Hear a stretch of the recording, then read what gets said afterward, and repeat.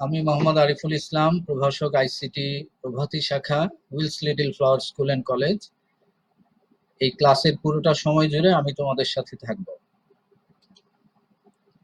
গতদিন আমরা অধ্যায় 5-এর সামান্য কিছু প্রাথমিক বিষয় আলোচনা করেছিলাম। প্রোগ্রামিং ভাষা সম্পর্কিত গুরুত্বপূর্ণ কিছু প্রাথমিক আলোচনা।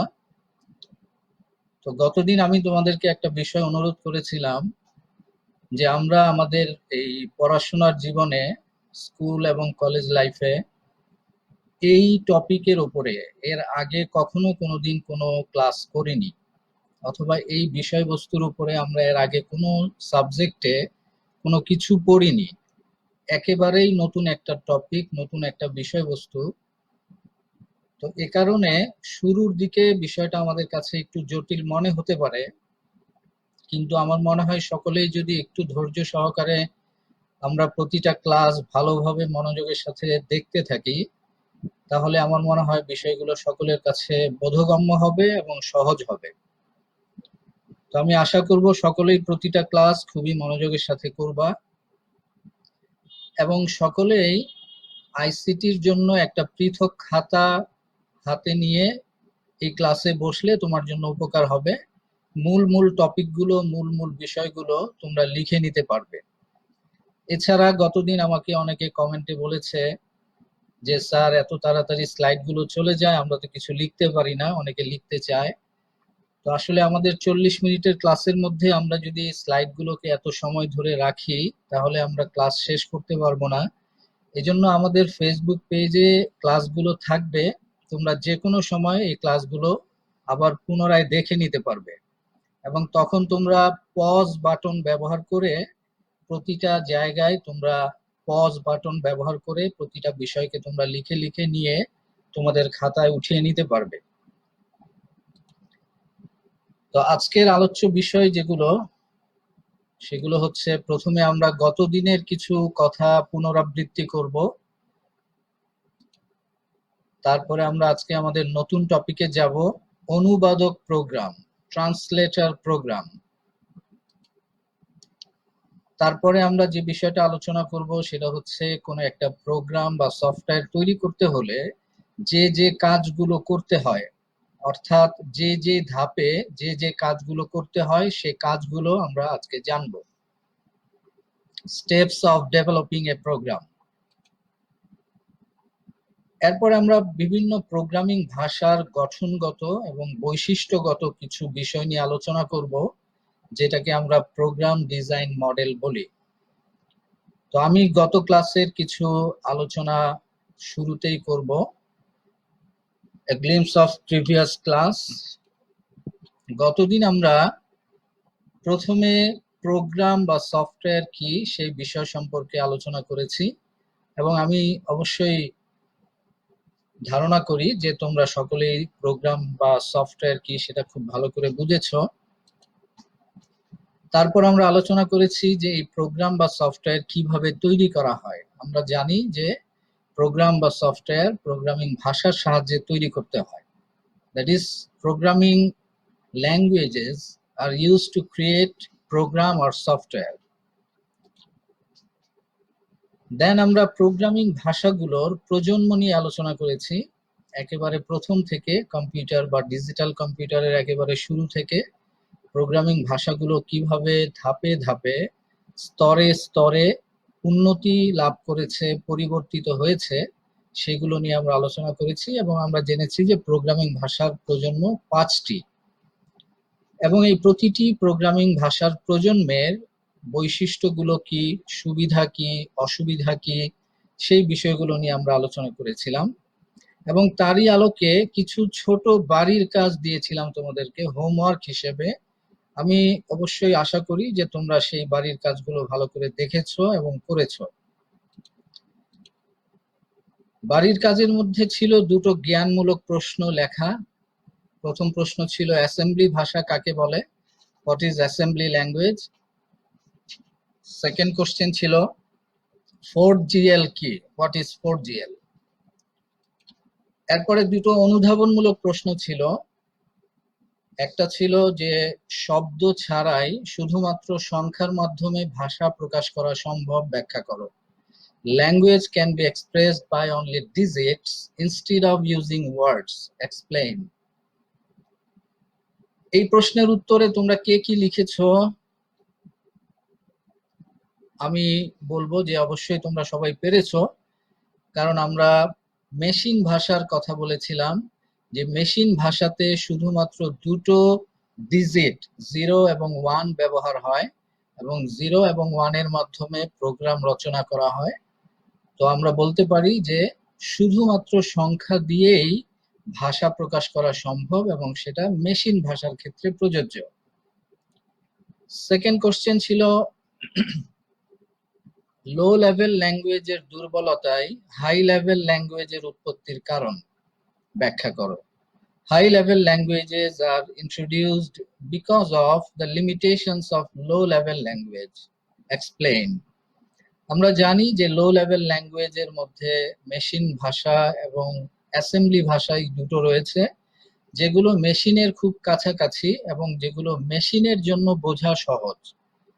আমাদের জন্য, প্রোগ্রামারদের জন্য, হিউম্যানের জন্য আমাদের জন্য বোঝাটা খুবই কঠিন এবং জটিল, এবং এর কারণে হাই লেভেল ল্যাঙ্গুয়েজ গুলো তৈরি করা হয়েছে যেখানে ইংরেজি শব্দের মাধ্যমে প্রোগ্রাম রচনা করা হয়। কাজেই আমরা এই বিষয়টাকে যদি লিখে থাকি এইভাবে, তাহলে আমাদের উত্তর সঠিক হয়েছে।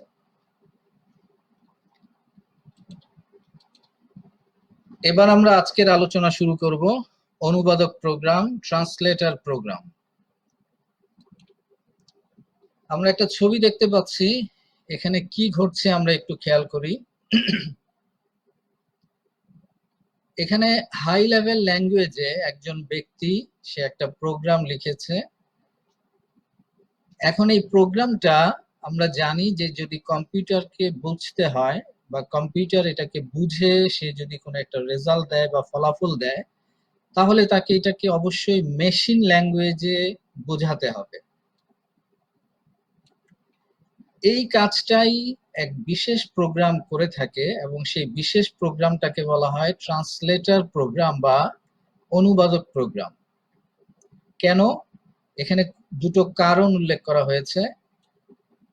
একটা হচ্ছে easy for programmer to understand. আমরা একটু আগেই বললাম যে হাই লেভেল ল্যাঙ্গুয়েজ প্রোগ্রামারের জন্য বোঝা সহজ, এবং এই কারণে যে যে এই ল্যাঙ্গুয়েজগুলোতে ইংলিশ ওয়ার্ড ব্যবহার হয়।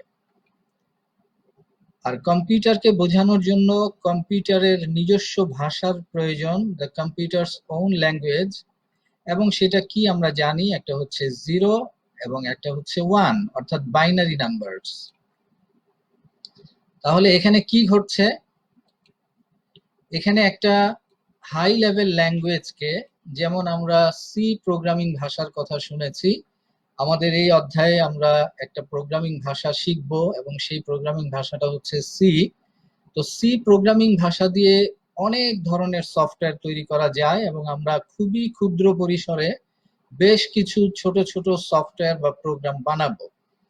তো সেই সফটওয়্যার বানানোর ক্ষেত্রে আমাদেরকে এইভাবে সি প্রোগ্রামিং ভাষাতে কিছু লিখতে হবে, যে লেখাটাকে আমরা কোডিং বলে থাকি।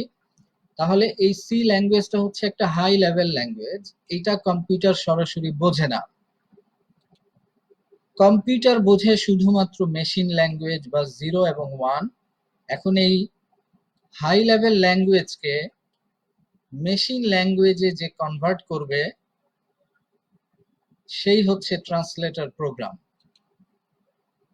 তার মানে উচ্চতর ভাষায় লিখিত প্রোগ্রামকে কম্পিউটারের নিজস্ব ভাষায় রূপান্তর করা হচ্ছে এখানে। তাহলে আমরা যদি অনুবাদক প্রোগ্রামের সংজ্ঞা চিন্তা করি, অনুবাদক প্রোগ্রাম কি, হোয়াট ইজ ট্রান্সলেটর প্রোগ্রাম, তাহলে আমরা বলবো যে মেশিন ভাষায় আমরা যদি কোনো কিছু লিখি বা মেশিন ভাষা যেটা, সেই মেশিন ভাষাকে আমরা বলি অবজেক্ট প্রোগ্রাম বা বস্তু প্রোগ্রাম। আমি যদি আগের স্লাইডে একটু যাই, তাহলে আমি একটু বলি যে এই যে মেশিন ভাষা, এটাকে আমরা বলি অবজেক্ট প্রোগ্রাম বা টার্গেট প্রোগ্রাম। আর হাই লেভেল ল্যাঙ্গুয়েজে এই যে উচ্চতর ভাষায় কোনো একটা কিছু লেখা হলো, এইটাকে আমরা বলি সোর্স প্রোগ্রাম। তাহলে অবজেক্ট প্রোগ্রামে অর্থাৎ সোর্স প্রোগ্রামকে যদি অবজেক্ট প্রোগ্রামে কনভার্ট করতে হয় তাহলে সেই কাজটা যে প্রোগ্রাম করে থাকে তাকে আমরা অনুবাদক প্রোগ্রাম বলি। এবং অনুবাদক প্রোগ্রাম আরেকটি কাজও করে, সেটা হচ্ছে প্রোগ্রামের ভেতরে কোথাও কোনো ভুল ত্রুটি হলো কিনা, এরর বা মিস্টেক হলো কিনা, যেটাকে আমরা বাগ বলে থাকি, সেটাকেও সে খুঁজে বের করে। তাহলে আমরা যদি এটাকে বলি, a translator takes a program written in source language as input and converts it into a program in target language as output. It also detects and reports the error during translation.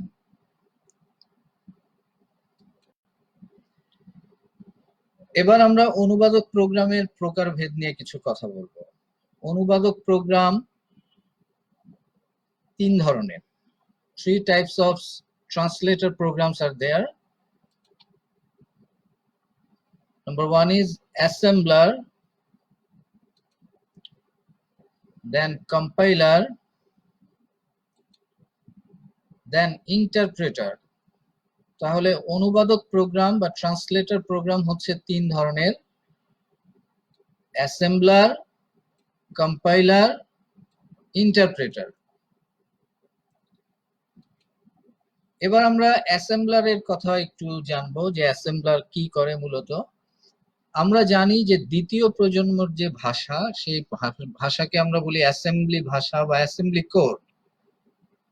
Assembly ভাষাতে কিছু mnemonic code ব্যবহার করা হয়, আমরা গত ক্লাসে জেনেছি। যেমন এখানে org, move, delay, move, delay, এই যে নেমনিক কোডগুলো, এই নেমনিক কোডগুলো অ্যাসেম্বলি ভাষায় ব্যবহার হয়।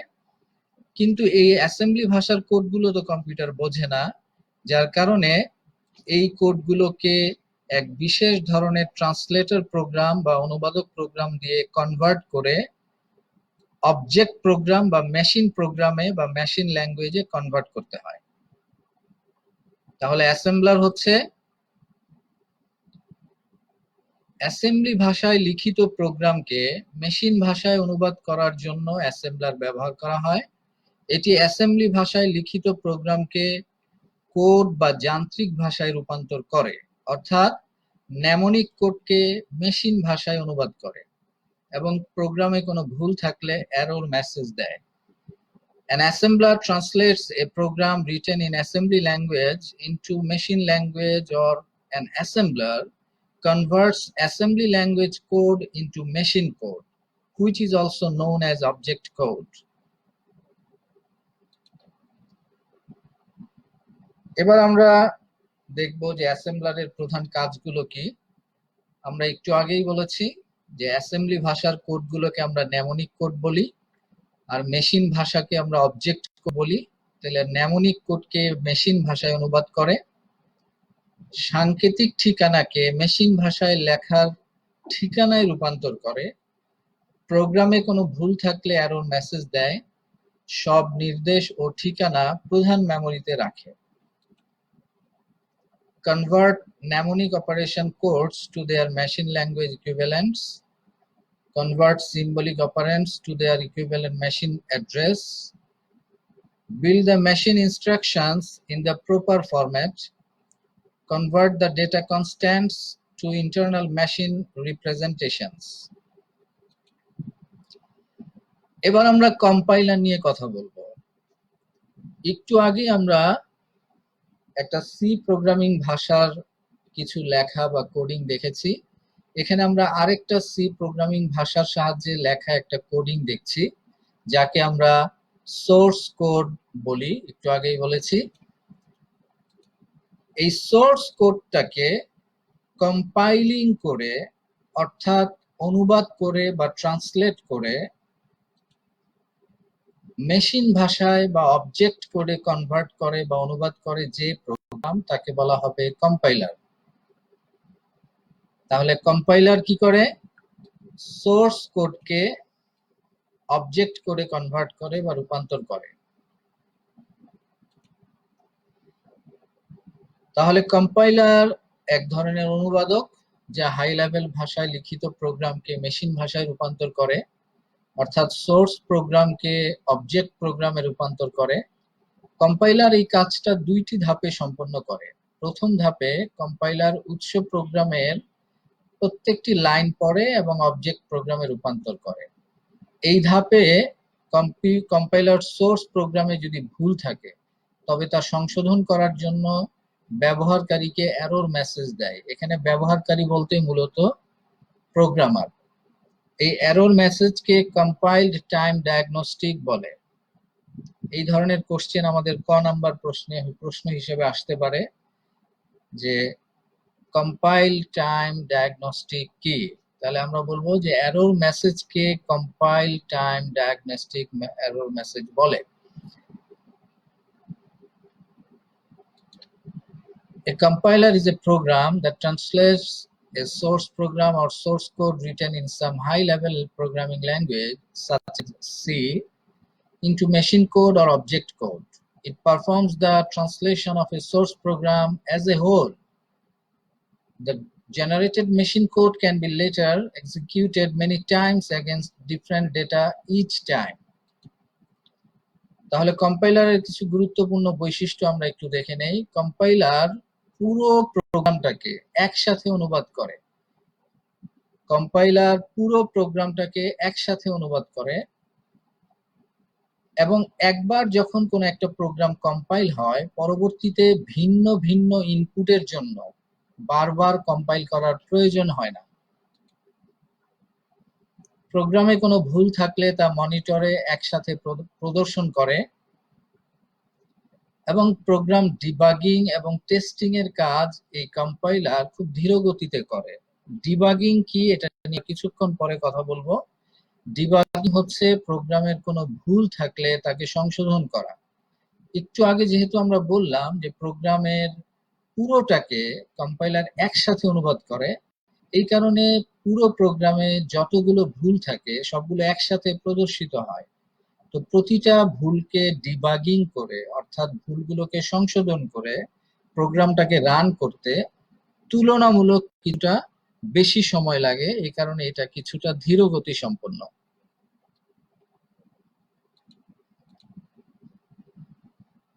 তাহলে compiler performs the translation of a program as a whole. That's why execution is faster. Requires more memory as linking is needed for the generated intermediate object code. Debugging is hard as the error messages are generated after seeing the entire program only. Compilation procedure takes place once at a time. এবার আমরা interpreter নিয়ে কিছু কথা বলবো। Compiler এবং interpreter যেহেতু দুটোই অনুবাদক প্রোগ্রাম বা ট্রান্সলেটর প্রোগ্রাম, দুটোই অনুবাদ করে এবং দুটোই সোর্স প্রোগ্রামকে অবজেক্ট প্রোগ্রামে রূপান্তর করে, অর্থাৎ হাই লেভেল ভাষাকে মেশিন ভাষায় কনভার্ট করে। তো আমরা একটু আগে জেনেছি যে কম্পাইলার পুরো প্রোগ্রামকে একসাথে অনুবাদ করে, ইন্টারপ্রেটার পুরো প্রোগ্রামকে একসাথে অনুবাদ না করে সে প্রতিটা লাইন আলাদা আলাদা অনুবাদ করে এবং আলাদা আলাদা অনুবাদ করে সে প্রতিটি লাইনের ফলাফল প্রদান করে। The interpreter is a translator which is used to convert programs in high-level language to low-level language. Interpreter translates line by line and reports the error once it encountered during the translation process. It stops translation when the first error is met. Hence, debugging is easy. ইন্টারপ্রেটারের কিছু গুরুত্বপূর্ণ বৈশিষ্ট্য হচ্ছে, interpreter যেহেতু line by line অনুবাদ করে, কাজে এটা কম্পাইলারের তুলনায় কিছুটা বেশি সময় লাগে।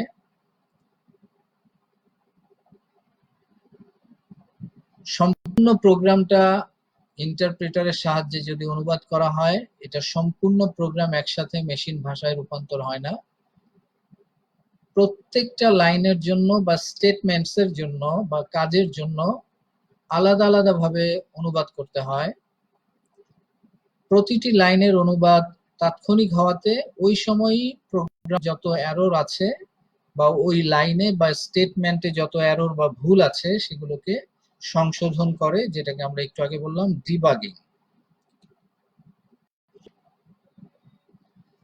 To perform statement by statement translation, so execution is slower, memory use is efficient as no intermediate object code is generated.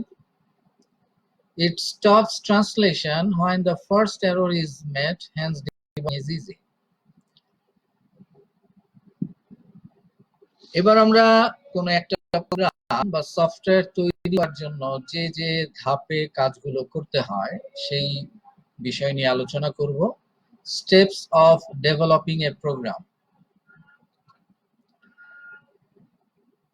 যে কোনো কিছু তৈরি করতে তার জন্য তাকে কিছু স্টেপস ফলো করতে হয়, কিছু ধাপে ধাপে কাজ করতে হয়। যদি কোনো একটা ধাপ কেউ সঠিকভাবে পালন না করে, অনুসরণ না করে, তাহলে পরবর্তীতে তাকে পিছনে ফিরে আসতে হয়, যার কারণে তাকে অনেক বেশি সময় দিতে হয় এবং এর জন্য তাকে নানাবিধ সমস্যার সম্মুখীন হতে হয়। এজন্য যে কোনো কাজ যদি ধাপে ধাপে সম্পন্ন হয় এবং যেই ধাপে যেই কাজটা করার কথা সেই কাজটা করে তারপরে সে পরবর্তী ধাপে যায়, তাহলে তাকে সমস্যায় পড়তে হবে না এবং তার সময়ও নষ্ট হবে কম। এই কারণে আমরা প্রোগ্রাম বা সফটওয়্যার তৈরির ক্ষেত্রে ধারাবাহিকভাবে কোন কোন ধাপ অনুসরণ করতে হবে সেই ধাপগুলোকে আমরা একটু দেখে নিব।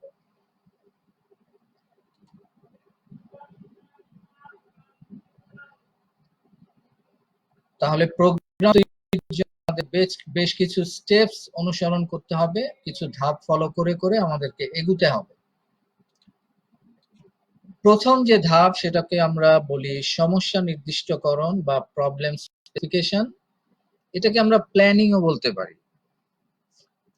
আমি শুধুমাত্র এখানে ধাপগুলোকে একটু দেখাচ্ছি, আমি পরবর্তীতে প্রতিটা ধাপের বিস্তারিত বর্ণনায় যাব।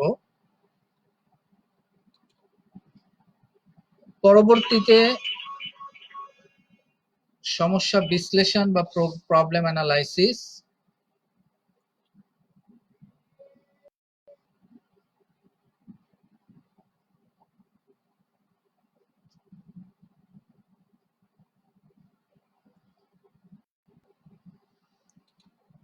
প্রোগ্রাম ডিজাইন, প্রোগ্রাম উন্নয়ন বা প্রোগ্রাম ডেভেলপমেন্ট, প্রোগ্রাম বাস্তবায়ন বা প্রোগ্রাম ইমপ্লিমেন্টেশন,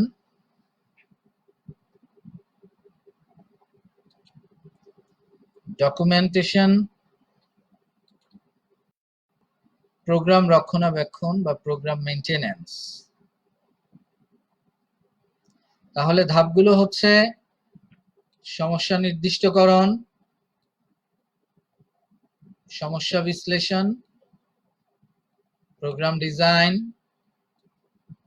প্রোগ্রাম উন্নয়ন বা ডেভেলপমেন্ট, প্রোগ্রাম বাস্তবায়ন বা ইমপ্লিমেন্টেশন, ডকুমেন্টেশন, প্রোগ্রাম রক্ষণাবেক্ষণ বা মেইনটেনেন্স। আমরা যদি একই সাথে এট এ গ্ল্যান্স টোটাল বিষয়টাকে একটু খেয়াল করি, তাহলে planning, analysis, design, implementation, testing and integration, maintenance.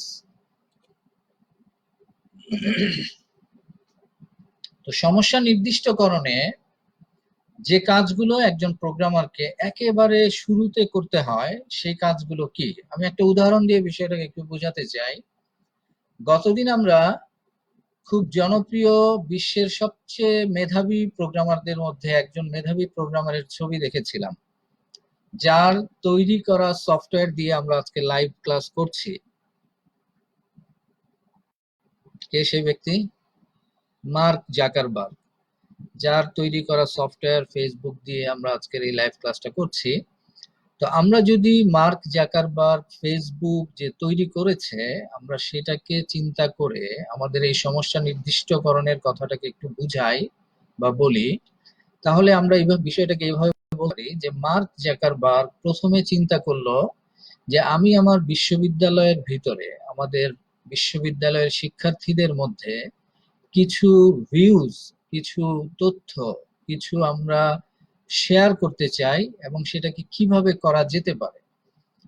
তো এই যে সে চিন্তা করলো যে সে তার বিশ্ববিদ্যালয়ের স্টুডেন্টসদের মধ্যে কিছু কথাবার্তা, কিছু ভিউজ, কিছু শেয়ারিং তারা করবে, এই চিন্তা ভাবনা করাটাকে আমরা বলছি সমস্যা নির্দিষ্টকরণ। তাহলে সমস্যার প্রকৃতিটা কি এবং কি সমস্যার জন্য আমরা সফটওয়্যার বানাবো, সেই সফটওয়্যারটা কি ধরনের করবে, সেই বিষয়টাকে নির্ণয় করা, এটা হচ্ছে সমস্যা নির্দিষ্টকরণের কাজ। Purpose of developing the software or program. এই সফটওয়্যারটার জন্য কি ধরনের আউটপুট আমি আশা করছি, অর্থাৎ যেমন আমি যদি ফেসবুকের কথাই বলি, মার্ক জাকারবার্গ সে তার সফটওয়্যারের জন্য অবশ্যই চিন্তা করেছে যে আমি কি ধরনের ফলাফল পেতে চাই। তো সে তার ফলাফলকে চিন্তা করে সে তার সফটওয়্যারের প্ল্যানিংটাকে, প্রাথমিক বিষয়গুলোকে চিন্তা করেছে। তারপরে আমরা যে সফটওয়্যার বা প্রোগ্রাম বানাবো, সফটওয়্যারের জন্য যে তথ্য লাগবে সেই তথ্যগুলোকে সংগ্রহ করা। যেমন আমি যদি বলি যে মার্ক জাকারবার্গ যখন সে তার ইউনিভার্সিটির সকল স্টুডেন্টসদের ইনফরমেশন গুলোকে সে তার সফটওয়্যারের মধ্যে ইনপুট দিল, তাহলে সে কিভাবে তার বিশ্ববিদ্যালয়ের সকল স্টুডেন্টসদের ইনফরমেশন পেল। তার ইউনিভার্সিটির স্টুডেন্টসদের জন্য যে সার্ভার মেইনটেইন করা হতো, তার সেই সার্ভার হ্যাক করেছিল এবং সেই হ্যাকিংয়ে তাকে ইউনিভার্সিটিতে পানিশমেন্ট হয়েছিল এবং সে ওই হ্যাকিং করে ইউনিভার্সিটির সমস্ত ডেটা নিয়ে সে তার সফটওয়্যারের মধ্যে ইনপুট দেয়। তার মানে হচ্ছে আমরা যে প্রোগ্রাম বা সফটওয়্যারটা তৈরি করব, সেই সফটওয়্যারের জন্য যে যে তথ্য লাগবে সেই তথ্যগুলোকে আমাদেরকে সংগ্রহ করতে হবে। তবে অবশ্যই আমরা মার্ক জাকারবার্গের পথ অনুসরণ করব না এক্ষেত্রে। এই বিষয়টা অত্যন্ত রিস্কি একটা বিষয়। আমরা সঠিক পন্থায় সঠিকভাবে তথ্য সংগ্রহ করে আমরা সফটওয়্যারের প্রাথমিক কাজগুলো করব। পরবর্তীতে সফটওয়্যার বিশ্লেষণ করা, আমরা এটাকে বাংলায় যদি বলি খসড়া করা বা রাফ কিছু একটা করা। এক্ষেত্রে সফটওয়্যারে আমরা দুটো ভাগে চিন্তা করতে পারি। একটা হচ্ছে সফটওয়্যারের ভেতরে কোনো অ্যারিথমেটিক অপারেশন, গাণিতিক অপারেশন হবে কিনা সেইগুলোকে চিন্তা ভাবনা করা, হলেও সেই কাজগুলো কি করতে হবে সেটাকে নিয়ে একটু বিশ্লেষণ করা এবং টাইম ম্যানেজমেন্ট করা। তাহলে সমস্যার গাণিতিক মডেল তৈরি এবং সমস্যার জন্য টাইম ম্যানেজমেন্ট করা। এই কাজটা করার জন্য যারা সফটওয়্যার তৈরি করে বা প্রফেশনাল প্রোগ্রামার, তারা কিছু টুলস ব্যবহার করে। যে টুলস গুলোর মধ্যে একটা হচ্ছে data flow diagram, structured English, decision tree, decision table. এই টুলস গুলো ব্যবহার করে সফটওয়্যারটাকে কিভাবে অ্যানালাইসিস করতে হবে, অর্থাৎ আমার কি ধরনের ডেটা ইনপুট দিতে হবে, ডেটাটা কিভাবে প্রসেস হবে এবং সেটা কিভাবে ফলাফল আকারে আসবে, এই বিষয়গুলো নিয়ে প্রাথমিকভাবে যাচাই বাছাই, এই ধাপটাকে আমরা বলি সমস্যা বিশ্লেষণ বা অ্যানালাইসিস।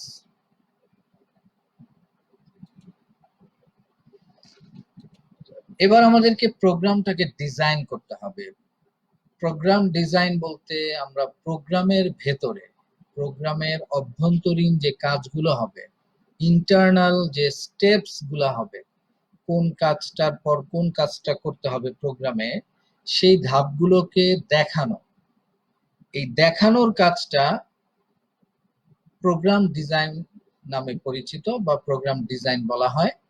তাহলে প্রোগ্রামের অভ্যন্তরীণ কার্য সম্পাদনের ধাপগুলো দেখানো হয় ডিজাইন অংশে এবং এই কাজটা প্রোগ্রাম উন্নয়ন বা পূর্বের কাজ। Program design consists of the steps a programmer should take before they start coding a program.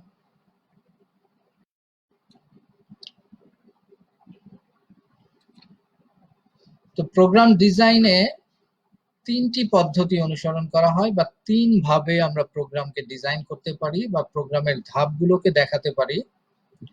তো প্রোগ্রামের ধাপ দেখানোর জন্য একটা পদ্ধতিকে আমরা বলি ফ্লো চার্ট, একটাকে বলি অ্যালগরিদম, একটাকে বলি সুডোকোড। এই ফ্লো চার্ট, অ্যালগরিদম এবং সুডোকোড অর্থাৎ প্রোগ্রাম ডিজাইন নিয়ে আগামী ক্লাসে আমরা বিস্তারিত আলোচনা করব। আমরা শুধু জেনে নিলাম যে প্রোগ্রাম ডিজাইনের তিনটি পদ্ধতি, একটি চার্ট, অ্যালগরিদম, সুডোকোড। এবার মূল কাজ অর্থাৎ প্রোগ্রাম উন্নয়ন করা বা প্রোগ্রাম ডেভেলপ করা, যে কাজটা আমরা একটু ভালোভাবেছি যে এই কাজটা করতে হবে প্রোগ্রামিং কোনো একটা ভাষার সাহায্যে। সেটা সি ভাষা হতে পারে, জাভা হতে পারে, পাইথন হতে পারে, যে কোনো ভাষা হতে পারে। তাহলে প্রোগ্রাম উন্নয়ন বা প্রোগ্রাম ডেভেলপমেন্ট, যেটাকে আমরা আরেকভাবে বলি কোডিং। আমাদের পরীক্ষায় ক নম্বরের প্রশ্ন হিসেবে আসতে পারে প্রোগ্রাম উন্নয়ন বলতে কি বুঝো, অথবা প্রোগ্রাম উন্নয়ন কাকে বলে, অথবা কোডিং কি। তাহলে আমরা বলবো যে কোনো প্রোগ্রাম বা সফটওয়্যার তৈরি করার জন্য কোনো প্রোগ্রামিং ভাষার সাহায্যে যে প্রোগ্রাম রচনা করা হয় তাকে প্রোগ্রাম কোডিং বলে। তাহলে আমরা সেই কাজটাই এখন করব। তাহলে প্রোগ্রাম উন্নয়ন ধাপে প্রথমে প্রোগ্রামিং ভাষা নির্বাচন করতে হবে। অর্থাৎ আমি যদি কোনো একটা ওয়েব অ্যাপ্লিকেশন তৈরি করি বা ওয়েবসাইট তৈরি করার জন্য যে প্রোগ্রামিং ভাষাগুলো রয়েছে, আমাকে সেই প্রোগ্রামিং ভাষাগুলো থেকে কোনো একটা প্রোগ্রামিং ভাষা নির্বাচন করতে হবে। আমি যদি কম্পিউটারের একেবারে অভ্যন্তরীণ অর্থাৎ হার্ডওয়্যার লেভেলের কোনো প্রোগ্রাম বা সফটওয়্যার নাই, তাহলে কম্পিউটারের একেবারে কোর লেভেলের যে প্রোগ্রামিং ভাষাগুলো আছে সেই প্রোগ্রামিং ভাষাগুলোর মধ্য থেকে কোনো একটা প্রোগ্রামিং ভাষা নির্বাচন করতে হবে। অথবা আমি যদি কোনো ডেটাবেস বানাই, যেমন আমাদের বিভিন্ন ব্যাংকে যে বিভিন্ন ডেটাবেস আমরা ব্যবহার করি, আমি যদি চিন্তা করি যে আমি একটা ডেটাবেস সফটওয়্যার বানাবো, তাহলে ডেটাবেস সফটওয়্যার বানানোর জন্য যে ধরনের প্রোগ্রামিং ভাষা রয়েছে আমাকে সেই ধরনের কোনো একটা প্রোগ্রামিং ভাষা নির্বাচন করতে হবে। অর্থাৎ প্রোগ্রাম উন্নয়নের জন্য প্রথম কাজ প্রোগ্রামিং ভাষা নির্বাচন করা। তো computer programming, also known as coding, is the process of creating software according to the rules of syntax of any programming language. Example C, Java, Basic, etc. Program উন্নয়ন হয়ে যাওয়ার পরে প্রোগ্রাম তৈরির জন্য কোডিং লিখে ফেলেছি আমি, আমার কোডিং শেষ। এখন কোডিং শেষ হওয়ার পর আমার খুবই গুরুত্বপূর্ণ দুটি কাজ রয়ে গেছে। একটি হচ্ছে আমার প্রোগ্রামের ভেতরে কোথাও কোনো ভুল আছে কিনা সেই ভুলটাকে খুঁজে বের করা, যেটাকে আমরা বলছি টেস্টিং, এবং ভুল থাকলে তা সংশোধন বলছি debugging. So two major tasks in these steps. Number one is testing, that is error checking, and number two is debugging, that is correcting error if any. এখানে তোমরা একটা পোকার ছবি দেখতে পাচ্ছ। এই পোকার সাথে এই ডিবাগিং কথাটার একটা যোগসূত্র রয়েছে। বাগ বলা হয় পোকাকে, কম্পিউটারের একটা বিষয় এটা। একেবারে প্রথম দিককার কম্পিউটারে, একেবারে প্রথম দিকে বিশাল বিশাল যে কম্পিউটারগুলো ছিল আমরা জানি, সেই কম্পিউটারের মধ্যে একবার পোকার আক্রমণ হয়ে কম্পিউটার নষ্ট হয়ে যায়। তখন কম্পিউটার বিজ্ঞানীরা খুঁজে বের করলো যে মেশিনের ভেতরে একটা পোকা রয়ে গেছে এবং সেই পোকাটার কারণে এই মেশিনটা ঠিকভাবে চলছে না, তখন তারা ফাইন্ড আউট করলো, খুঁজে বের করলো এবং সেটাকে ওখান থেকে অপসারণ করলো, ফেলে দিল। সেখান থেকে কম্পিউটার সংশ্লিষ্ট যে কোনো সমস্যাকে বলা হয় বাগ, আর সেই সমস্যাটাকে সমাধান করাকে বলা হয় ডিবাগিং। এখানে আমরা টেস্টিং একটু বিস্তারিত কথা বলতে চাই। প্রোগ্রাম টেস্ট যে করা হবে, আমরা বলেছি যে প্রোগ্রামের ভুলগুলোকে খুঁজে বের করা, এটা হচ্ছে টেস্টিং। এখানে প্রোগ্রামে ভুল 3 ধরনের হতে পারে। একটাকে আমরা বলি ব্যাকরণগত ভুল, অর্থাৎ সিনট্যাক্স এরর। প্রতিটা প্রোগ্রামিং ভাষার নিজস্ব কিছু গ্রামার বা সিনট্যাক্স আছে।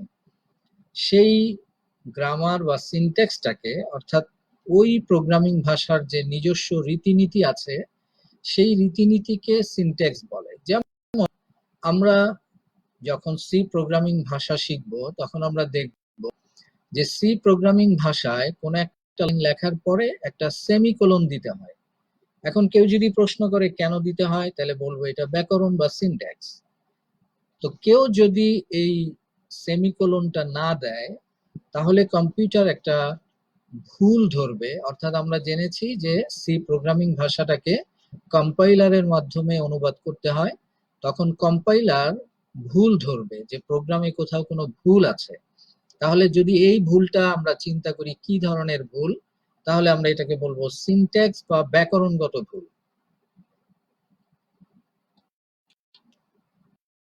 দ্বিতীয়ত যৌক্তিক ভুল বা লজিক্যাল এরর। আমরা জানি যে প্রোগ্রামে অনেক যৌক্তিক কাজ করতে হয়। তো যুক্তিতে কেউ যদি কোনো ভুল করে, লজিক অ্যাপ্লাই করতে গিয়ে কেউ যদি ভুল করে, তাহলে সেই ভুলটাকে বলবো আমরা লজিক্যাল এরর। নির্বাহজনিত ভুল বা execution or run time error. এটা দুটো কারণে হতে পারে। একটা হচ্ছে যদি কেউ ভুল নির্দেশ দেয় অথবা ভুল ডেটা ইনপুট হিসেবে দেয়, তাহলে নির্বাহজনিত ভুল হতে পারে। তো এখান থেকে আমাদের একটা বিষয় একটু জানতে হবে, বুঝতে হবে, সেটা হচ্ছে যদি ব্যাকরণগত ভুল কেউ করে থাকে, তাহলে প্রোগ্রামটা রান করবে না। আর যদি কেউ যৌক্তিক ভুল হয়ে থাকে, প্রোগ্রামের ভিতরে কোনো লজিক্যাল এরর থেকে থাকে, অথবা ভুল ইনস্ট্রাকশন বা ভুল ডেটা ইনপুট দিয়ে থাকে, তাহলে প্রোগ্রাম রান করবে ঠিকই, কিন্তু ভুল ফলাফল প্রদান করবে।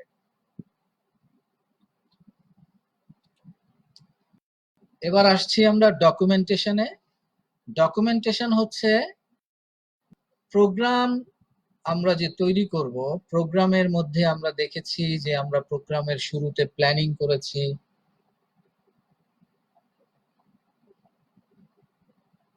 এবং প্রোগ্রামের ডকুমেন্টেশন গুলোকে আমরা দুইটা ভাগে ভাগ করতে পারি। একটা হচ্ছে প্রোগ্রাম উন্নয়ন সম্পর্কিত ডকুমেন্টেশন, আরেকটা হচ্ছে প্রোগ্রামের ব্যবহার বিধি সম্পর্কিত ডকুমেন্ট। প্রোগ্রাম উন্নয়ন সম্পর্কিত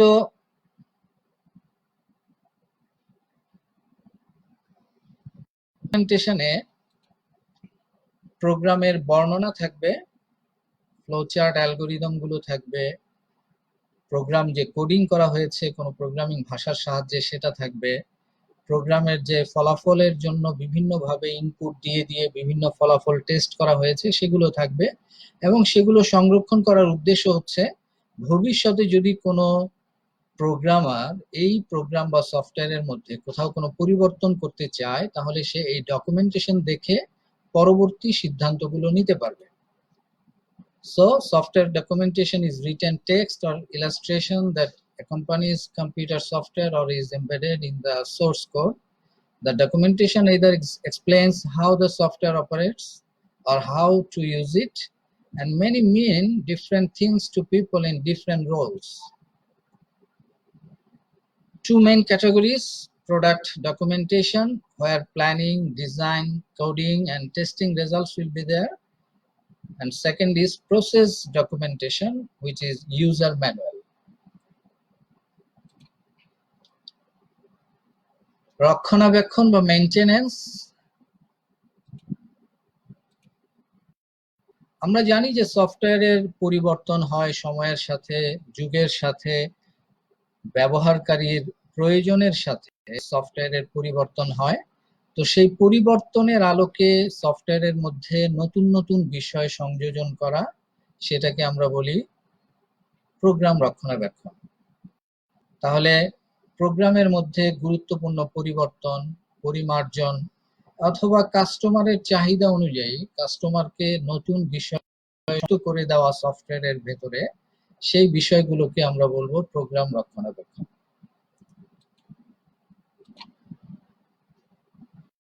So software maintenance is a part of software development life cycle. Its main purpose is to modify and update software application after delivery to correct faults and to improve performance. Software is a real world. When the real world changes, the software requires alternation wherever possible. Software maintenance is an inclusive activity that includes error corrections, enhancement of capabilities, deletion of absolute capabilities, and optimization.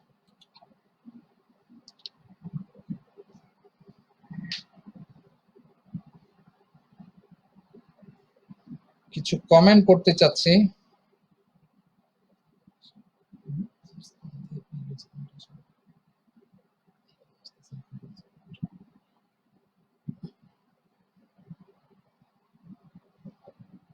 Internet line খুব slow কাজ করছে, যার কারণে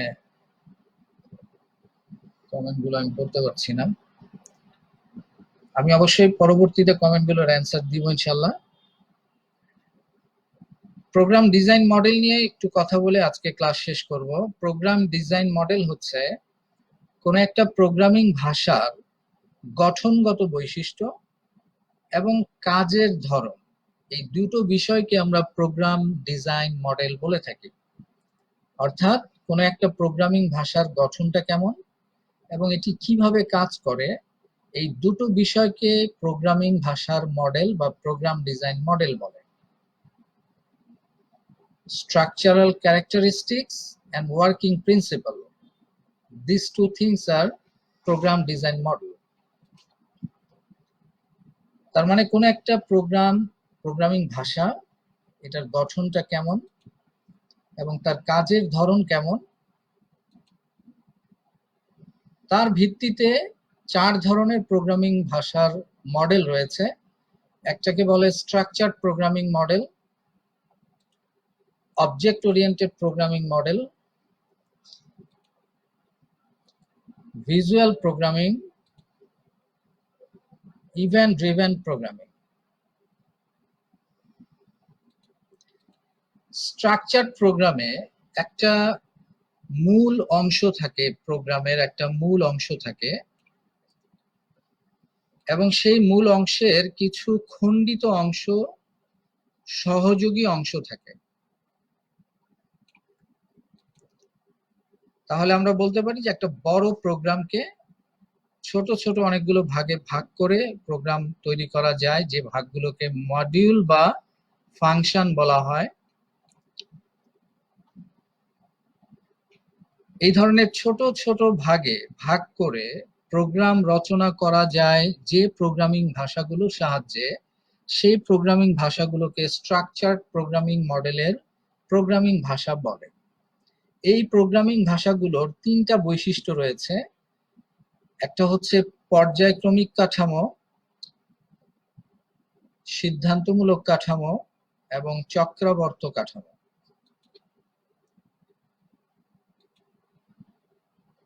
The structured programming language allows a programmer to code a program by dividing the whole program into smaller units or modules. Structured programming is not suitable for the development of large programs and does not allow reusability of any set of codes. It is a programming paradigm aimed at improving the quality, clarity, and access time of a computer program by the use of subroutines, block structures, for and while loops. এরপরে আমরা আরেকটা programming model আলোচনা করব, যেটা object oriented programming বা OOP. এখানে আমরা যদি অবজেক্ট কি সেটা একটু দেখি। একটা ভেহিকেল একটা অবজেক্ট হিসেবে আমরা চিন্তা করতে পারি। এই ভেহিকেলের মধ্যে আমরা চাকা বিশিষ্ট ভেহিকেল, আবার চাকা ছাড়া, যেমন নৌপথের রিভার সাইডের যে ভেহিকেল গুলো আছে, নৌকা অথবা শিপ, সেগুলোকে আমরা চিন্তা করতে পারি। আবার ভেহিকেলের মধ্যে চাকা যদি দেখি, ভিন্ন ভিন্ন ধরন রয়েছে। তার মানে এই ভেহিকেলটাকে আমি বলবো একটা অবজেক্ট, যে অবজেক্টের ভিন্নতা আছে এবং প্রতিটি ভিন্নতার আবার নিজস্ব কিছু বৈশিষ্ট্য আছে। তাহলে অবজেক্ট ওরিয়েন্টেড প্রোগ্রামিং এ প্রতিটা অবজেক্টের মধ্যে তিনটা বিষয় থাকবে। আমরা শুধু আজকে নামগুলো জেনে রাখবো, পরবর্তীতে এগুলোকে নিয়ে বিস্তারিত আলোচনা করব। অবজেক্ট ওরিয়েন্টেড প্রোগ্রামিং এ তিনটা বৈশিষ্ট্য থাকবে। একটা হচ্ছে ইনহেরিটেন্স, এনক্যাপসুলেশন এবং পলিমরফিজম। এবার আমরা ইভেন্ট ড্রিভেন প্রোগ্রামিং নিয়ে কথা বলবো। ইভেন্ট মানে হচ্ছে কোনো একটা অ্যাকশন। যেমন আমরা যদি মাউসের ক্লিকের কথা চিন্তা করি, তাহলে মাউসে ক্লিক করে কোনো যদি কাজ করা হয়, তাহলে সেটাকে আমরা একটা ইভেন্ট বলতে পারি।